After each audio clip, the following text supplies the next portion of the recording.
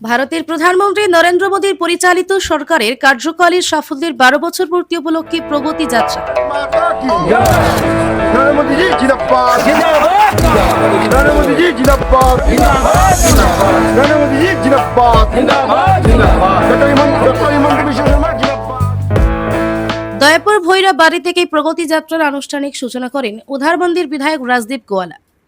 এই যাত্রার সূচনা উপলক্ষে আয়োজিত সভায় বক্তব্য রাখতে গিয়ে মুখ্য বক্তা রাজদীপ গোয়ালা বলেন, ৪,৩৯৯ দিন অতিক্রম করেছেন ভারতের প্রধানমন্ত্রী নরেন্দ্র মোদী। ওই কার্যকালে তিনি একদিকে যেমন ভারতের অর্থনীতির বুনিয়াদকে শক্ত করেছেন, তেমনি দেশের মানুষের কল্যাণে জনমুখী প্রকল্প বাস্তবায়িত করেছেন। তিনি বলেন, মোদীজির শাসনকালে দেশ আজ প্রগতির পথে এগিয়ে চলেছে। ২০৪৭ সালে ভারত একটি বৈভবশালী রাষ্ট্র গড়ে তোলার লক্ষ্যে শুধু ভারতের প্রধানমন্ত্রী মোদীজি নয়, আমরা সবাইকে ঐক্যবদ্ধভাবে কাজ করতে হবে আমাদের। ওই দিন বক্তব্য রাখেন বিজেপির জেলা সম্পাদক গোপাল রায়, বিধানসভা প্রভারী সৌমিত্র কুমার দেব।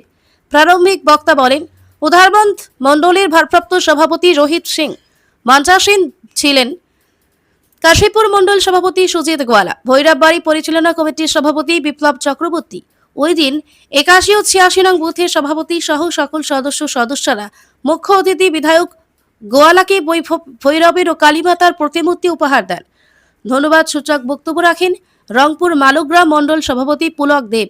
উপস্থিত ছিলেন মণ্ডলী কার্যকর্তা বুথের সদস্যরা। এছাড়া ছিলেন উধারবন্দ মণ্ডলীর সাধারণ সম্পাদক স্বরূপ দত্ত, প্রদ্যুৎ চক্রবর্তী, শালগঙ্গা জিপির সভানেত্রী লাখি এস চৌধুরী, উধারবন্দ জিপি সভানেত্রী কাকলিকর, দয়াপুর আঞ্চলিক পঞ্চায়েত সদস্যা সুনন্দা কুর্মী সহ আরও অনেকে।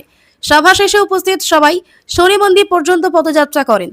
পদযাত্রা শেষে বিধায়ক রাজদীপ গোয়ালা ভৈরব বাড়ি লাগোয়া সিসি ব্লকের রাস্তার উদ্বোধন করেন। উপস্থিত ছিলেন সদস্য রতন শুক্লবৈদ্য, উধারবন্দ থেকে নিহারকান্তি রায়। প্রতিবেদন বাতায়ন ডিজিটাল। আজকে যদি আমাদের ল্যান্ডস্লাইড যখন হয়, রাস্তা যখন বন্ধ হয়ে যায়, রাস্তাতে সময় যখন বেশি নেয়, তো প্রত্যেক জিনিসের দাম বাড়ে। আজকে এই এক্সপ্রেসওয়ে যখন হবে, তখন যখন রাস্তা বন্ধ না হবে, তখন কোনো যারা স্টকিস্টরা আছেন, অনেক সময় আপনারা দেখবেন কিছু দাম বাড়ানোর চেষ্টা করেন, ওই সুযোগ ওনারা পাবেন।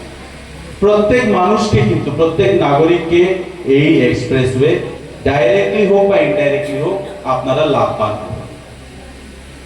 এবং এই ধরনের বিভিন্ন আরো তো ভারতমালার প্রকল্প আপনারা দেখছেন চলছে, আসাম মালার রাস্তার কাজ চলছে, এই বিধানসভাতেও অনেক কিছু প্রকল্প রাস্তার অলরেডি হয়েছে, আগামী দিনেও হবে। তো বিভিন্ন ক্ষেত্রে উনি চেষ্টা করে যাচ্ছেন। আজকে আয়ুষ্মান কার্ডের কথা, আজকে আমরা দেখি যারা গরিব মানুষরা যখন চিকিৎসার জন্য যান, অনেক খরচ। আজকে আয়ুষ্মান কার্ডের মাধ্যমে আপনারা যখন যাবেন চিকিৎসার জন্য মেডিকেলে, তখন আপনারা প্রায় ৫ লক্ষ টাকা করে আপনাদের ইনশোর করা আছে, আপনাদেরকে দিতে হবে। এই ব্যবস্থা মাননীয় প্রধানমন্ত্রী করেছে।